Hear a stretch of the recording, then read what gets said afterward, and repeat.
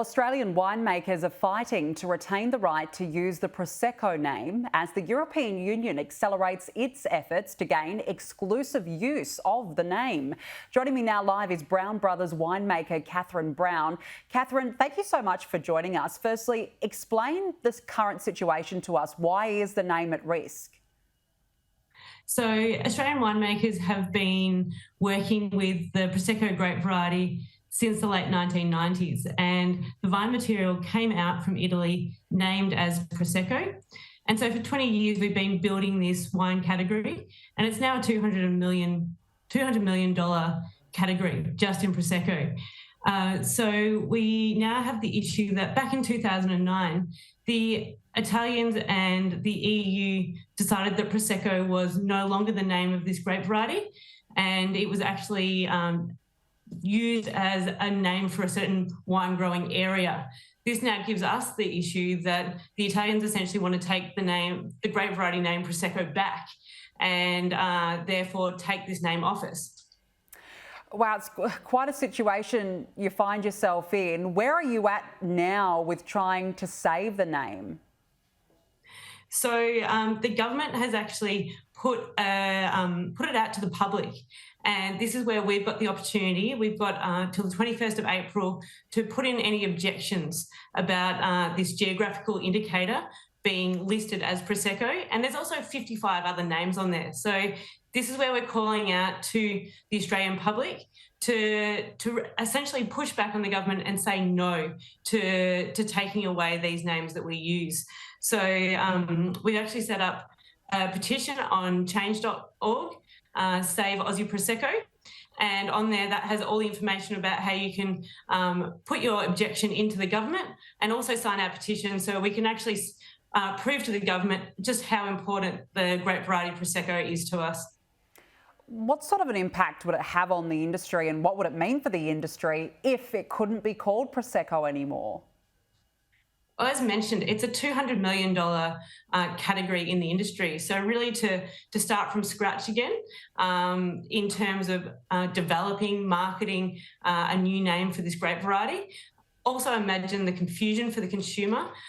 We already find it hard enough with people going, looking for champagne, sparkling wine. We don't need it any more confusing out there for consumers to enjoy their favourite wine. And also it really stifles innovation. So we're fighting for Prosecco now with the idea that this could happen in the future. So we're constantly looking at new and different grape varieties to work with. And if Prosecco gets taken away from us, that opens the door for other varieties. So, for example, in basic terms, imagine if France decided to have a region called Chardonnay, and we actually had the name of Chardonnay taken away from us being able to use for a grape variety. This could happen for many more grape varieties that we try and bring into Australia and market and use and get out to consumers in the future.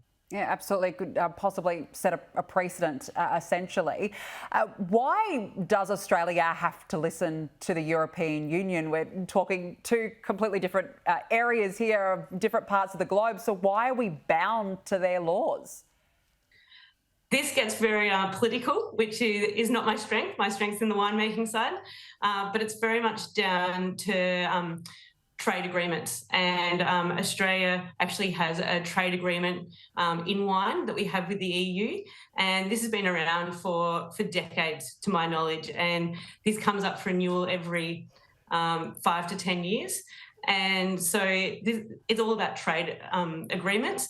And it's not just about wine as well. We see this in cheese, we see this in livestock, we see this in grains. So we really want to be able to put our foot down, really dig our heels in the sand and say, no, we're not going to do this. We're not going to put our time and effort into marketing and growing and establish these things for them just to be taken away from us when it comes down to a political stance. Yeah, absolutely. You and your family obviously have a very long history in winemaking. How popular is Prosecco? Tell us a bit about the wine itself. So Prosecco, in the 20 years that we've been making and growing it here in Australia, the category's absolutely boomed, and we see that all about the trends coming through. We see the wine industry a lot about the fashion industry, and so at the moment we see a really strong fashion and trend in enjoying easy drinking, sparkling, fun wine. We see this comes from more people sort of enjoying picnics, not looking for that heavy style red wine that we've seen as a trend in the past. And it just really fits to what consumer wants. And in some ways, we sort of see that we've put the money and the time into marketing and developing this Prosecco category in Australia, and we sort of see that the Italians are really sort of trying to, bully us to take this name off us after we've put all this hard work into developing this amazing grape variety. Yeah, absolutely. Well, the hashtag is Save Aussie Prosecco. Katherine Brown, thank you so much for joining us today, and we will keep in touch. Fantastic. Thanks for your time.